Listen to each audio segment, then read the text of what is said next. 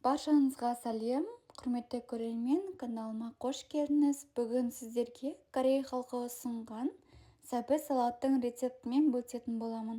Достар, көбісі менің YouTube каналыма тіркелмей, рецепттерімді қарайды екен.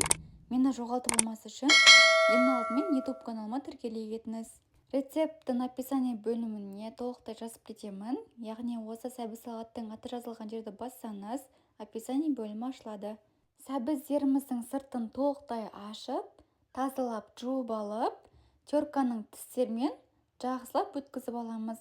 Сарымсақтарымыздың сыртын ашып, жақсылап жуып алып, сарымсақ өткізетін езгіштің көмегімен барлық сарымсақтарымызды өткізіп аламыз. Ендігі кезекте қара бұрышымызды, одан соң арнайы осылай сәбіз салатқа қосылатын чимчим деп аталатын майды да қосамыз. Оның үстіне сәбіз салатқа арналған дәмдеушімізді қосамыз. Одан соң 9% уксустан 2 шай қасық қосамыз.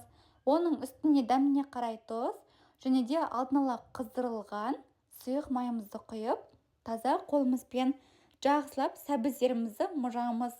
2 қолымызбен сәбіз салатымыздың соғы шыққанша, яғни суы шыққанша жақсылап мұжып тұрып араластырамыз.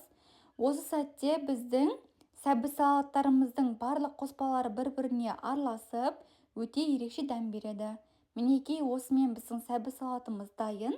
Достар, сіздер де мен ұсынған рецептпен сәбіз салатын дайындап көріңіздер.